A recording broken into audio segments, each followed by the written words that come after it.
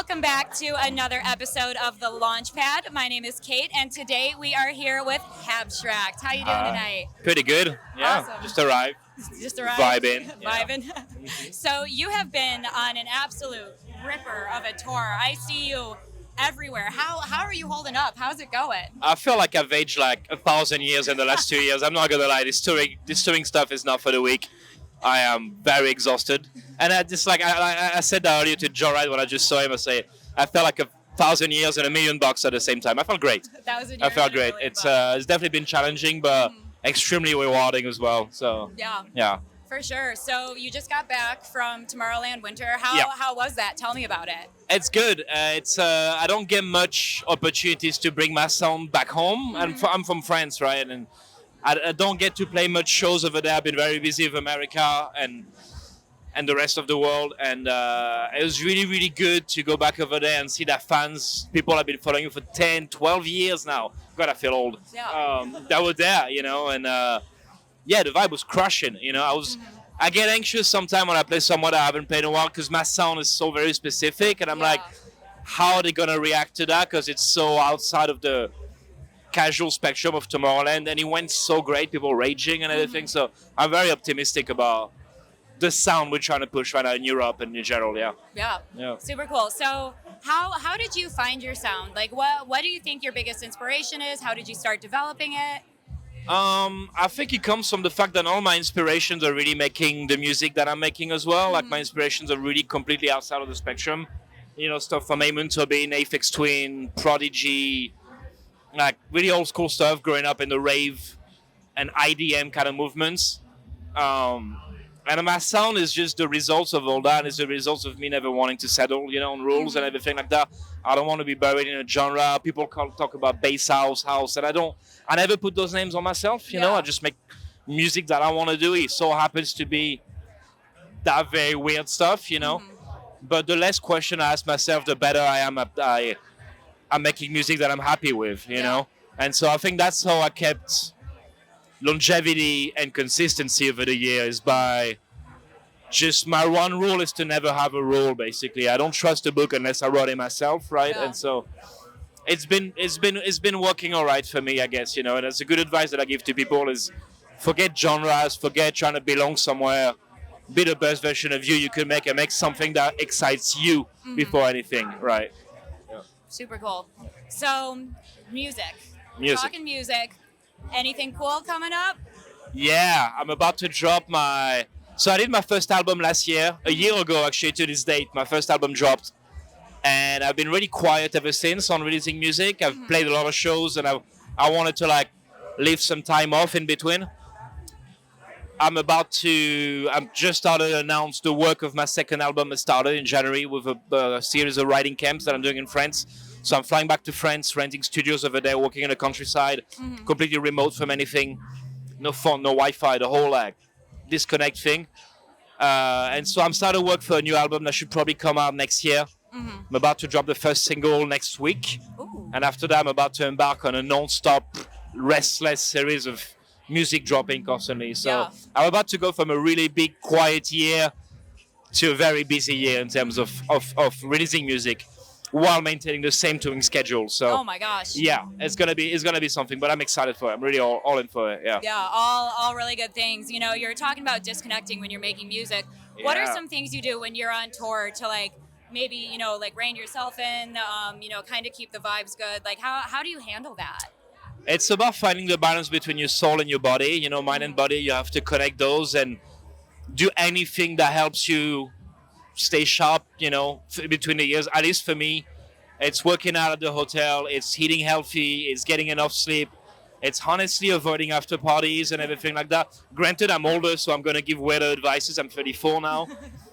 But with years, and if you want to do this weekend after weekend, you really have to prioritize health at any cost.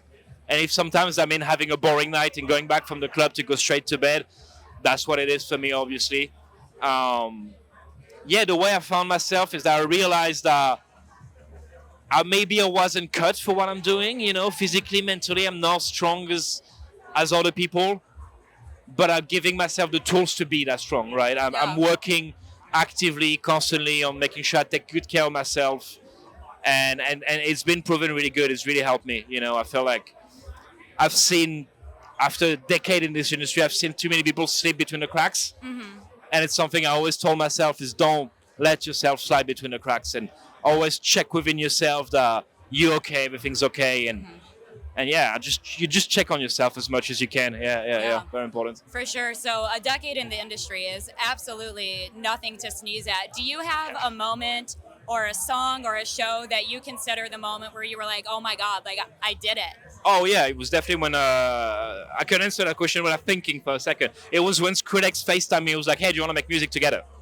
And it was 3 a.m. in my bedroom in south of France, and I was like, yeah. And I flew to LA after that, and the rest is history. We made that song together. 2017, I moved to America. Working with Skrillex was an amazing experience. It opened many doors for me, to which I'm grateful for every day, every single day. I'm grateful that I took this opportunity, and when I got to America, I decided to stay and build connections here even more. And that was really the turning moment for me. I think it changed the entire course of my life. I'm really grateful for him giving me this opportunity, for sure. Yeah. I remember it was your set at maybe EDC 2021, I think, main stage. 2021 main stage. Yeah. Chicken Soup went off, and my whole rave fam just absolutely lost it. But I want to ask you, we're getting down to your music. What kind of music do you get down to? Like, what is your bread and butter that you're listening to? I listen to a lot of French rap. I listen to a lot of really old punk and synthwave, post-punk. I'm like a weird Bauhaus fan, Joy Division fan. I'll casually listen to Blue Order like it's actually, my jam. I really don't listen to much EDM music. I'm really not ashamed to say that there's a lot of DJs out there that I know very well, that I respect really well, that I love as persons. I could not name a song that they made. And I'm in a weird way, I'm kind of proud of that, because what we talked about earlier about inspiration, I don't let what's around me influence myself. I really pick what's going to influence me. And so I somehow take a weird pride in the fact that I don't really keep up with what's being done in the EDM industry sometimes, only a few things. And the stuff I listen to, it's really hard to define. It's like I like it or not. Like today I listened to an ambient album from James Holden, which is the soundtrack of a documentary called Cambodian Spring, which is an amazing ambient album. I love ambient. Yeah, it's hard to define. But I would usually tend to say stuff that's outside of the EDM festival music spectrum. Yeah. Usually inspires me the most. Yeah. For sure. Advise me the most. Yeah. Having it diverse taste is so awesome. Are we gonna hear kind of run me through what we're gonna hear in your set a little bit? What's that gonna look like? There's a couple surprises. Yeah. Couple surprises. Yeah, I have this brand new song that I made with this rapper from Australia called Young Martyr, and we had this session that was just the most amazing session I had in my life. Where you're working on the beat for 2 seconds, you're like, okay, I'm ready. And he just jumps in the booth, as you're recording it. I'm like, wait, I haven't, plugged anything. And he was freestyling, and his freestyle became the song, and it's just a banger. And I've never played it before. I'm trying it tonight, so that'll be interesting to see. Couple more songs from the album tonight as well that I'm going to premiere. One that's called Cash is coming out next week as well. So yeah, I'm testing out a bunch of new music. The one with Young Martyr, the rapper, is very, very, very fun. Yeah, it's one of those I'm like, I got something really spicy in my hands, Yeah, awesome. So I'm excited for that. Love to hear it. Can't wait to see it. So here at Moonlanding, we are all about gratitude, and I want to know, what is something you're grateful for in the industry, out of the industry? What's on your big gratitude list? I'm a person of gratitude as well. I think I say thank you 1,000 times a day. I'm grateful, for my family who believed in me my whole time. My crew who worked day and night every single day of the week for this. Because it's not just me. There's 5 people behind invested into this.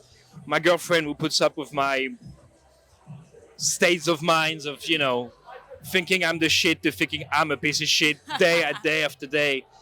And every single one of my fans, the people that bought tickets to the show, that stream the music, even if it's just once, everyone has put a brick into the wall that we built, and it's the sum of all of those things. I'm grateful for it all, man. It's been a journey. It's been a crazy journey. To think that a kid like me from, a very modest, poor family from the south of France, from a little village, made it here, and we're in Phoenix at a festival right now. It's like every morning I wake up and this is a little crazy. Like I do have a lot of like pinch me, am I dreaming right now moments. I'm grateful for everyone that allows this dream to be a reality, for sure. I love it. Yeah. Love it. Well, thank you so much for coming out. It has Yeah. been wonderful having you. This has been another episode of The Launchpad with Habstrakt.